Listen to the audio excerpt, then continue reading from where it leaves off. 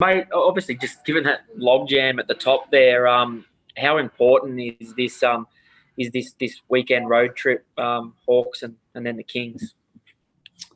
Yeah, they're probably the classic double points games for all of us, really.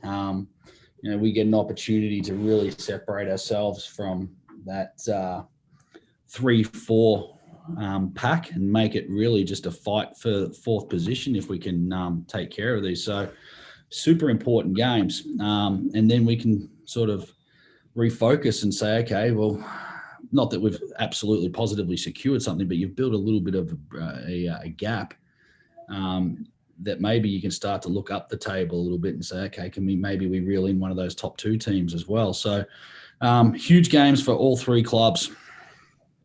The last time you're down in Wollongong, it was a really complete performance, particularly from Ryan. Does that give you, I suppose, confidence going back there, or twofold? Are you expecting the Hawks, they've sort of dropped their guard a bit, their form's dropped off a bit, and there'll be a bit of pride involved there at home? Certainly the latter. We certainly take confidence from our performance there. We were expecting the sort of rousing reception that we received. As you always do in Wollongong, they're very parochial supporters. And, I don't think that's going to change when we turn up tomorrow. So, our focus is really about the basketball team that we're playing against, though, and, what we need to do to prevent them from being successful and how we're going to be successful ourselves. So, that's where we're at. I guess Gorgon coach teams, they're, you're probably expecting a response then. No, without a doubt. I was kind of hoping they got up last night and really comfortably, and then they'd be feeling themselves. But if anything about Brian Gorgian, he's the ultimate competitor, and he'll be having these guys salivating at the opportunity for redemption for their game last night. Mate, you mentioned the booze, and obviously I won't go into any sort of detail with other stuff. Yeah, we've been there with that. But I just more wanted to ask around, you must be impressed with the focus of the side. There's been a little bit going on, but as you said, it's the focus on basketball, and you've had 2 good wins and hoping to continue it. Well, we've kind of had a little adversity all season long, as most of the clubs have. We got a couple of hours notification to pack our bags and head to Tasmania, and then we didn't know if we were going to be there for a weekend or a week, and then ended up being over a month before we got back home.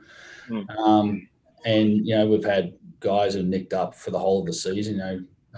Obviously Dane Pinot's only suited up for the one game, and Gibbo's been in and out of the lineup, and this bloke's come in late, so we've had to try and bring Rowdy along as well, and then we've lost Kiefer for 10 games. So it's every team's been going through these things. So it's really about your ability to handle the adversity and maintaining your focus on really what's important, and the guys who are in the game, not the guys who are not in the game. Yeah, and obviously respect your decision not to answer this. You don't have to. Just got to ask. Have you been impressed in terms of Mitch's? There is a lot going on, but he seems like, particularly his last game, he's just focused on basketball, and that's his focus. Like, have you been because it was pretty full on, the booze, etc. It's obviously difficult to go into any sort of hostile environment for any basketball player. Some people elevate, love to play the role of a villain, and some people, it's going to take some adjustment time, and whether it's Mitch or anybody else in our basketball team, I just want us all to be focused on the job at hand, and that's to go and win basketball games and do your part. Beautiful. Ryan, I just mentioned to Simon last time you played in the Gong, you had probably arguably your best game in the NBL. Does that give you a bit of confidence going back down there? Yeah, I seem to like the rims down there.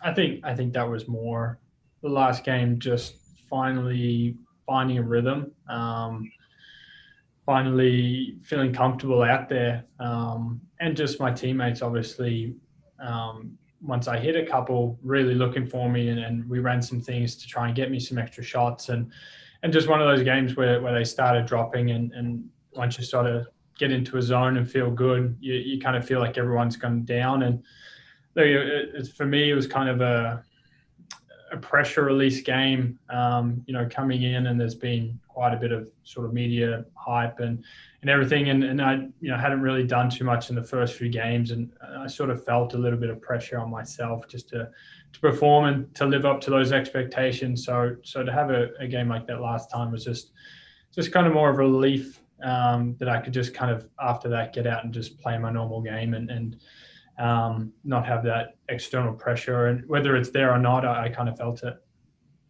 I guess I just sort of feel a little bit free now, like a bit of weight off the shoulders. Yeah, just feel comfortable just to play my natural game and not try and force things, or not try and put out stat lines that, the media or people in the general public think I should be putting up. It's more about fitting into the system here and being part of this team and winning games. And that's the most important thing to me. It's not the stats. It's not this or that. It's winning games and helping this new team, get better and better. Simon sort of spoke about that resilience within the team. You've been thrown a few challenges, travel, injuries, etc. Like most teams this season, it's pretty unprecedented. But for you coming in, have you been impressed by that, given you've been in some systems that, at a higher level? Like, have you been impressed by the way the teams conducted themselves through the challenges? Yeah, I think that the team and the players have done a great job to find ways to keep moving forward through, the tough times and changes in schedule and everything else external going on off the court. And, when guys have unfortunately gone down, we've had such a deep team and a deep roster that guys have been able to step into that role and play bigger minutes and feel confident in themselves to be able to step up. And that's been huge for us to win games when we've been missing players and obviously the games where I was still coming along, not trying to throw out the rhythm of the team, but, try and find where I fit in. And the beauty of this team is the unselfishness and the team atmosphere that's created here. And Simon's a big part of that. And also just the guys on the team being very welcoming and accepting and looking, at how best they can help me get adjusted as well as me help, the team getting wins. What are you expecting from the Hawks? Look, I think they're going to come out fired up and full of energy and probably try and jump on us like they did in the first quarter last game. Really get up and push the tempo and make it, a very up and down game, which suits them very well. So we'll have to try and, absorb some of that and then, try and dictate the tempo of play to the way we want to play and make sure that we're the aggressors and not being the ones, hunted. And that's just as Simon sort of mentioned, this weekend, really good challenge, really potentially season defining on the road against the Hawks and then back in Sydney against the Kings. It could give you some distance there and just some breathing space. Yeah, it could be very important for sort of the seedings going forward. We've kind of put ourselves in a really good position right now.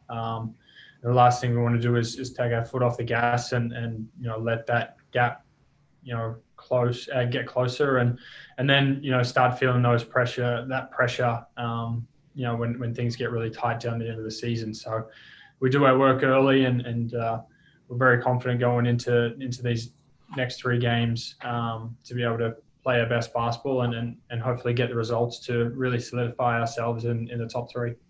Beautiful. Simon, just one more for you. Just around the officiating, and I won't get you a fine here, but just more just around. Do you think the NBL are doing things to put in place there are some full-time referees, but across the board that's not the case? Like, just in your opinion, it clearly is a bit of an issue this year. I know the NBL are working on ways going forward to improve that. But do you have a personal opinion?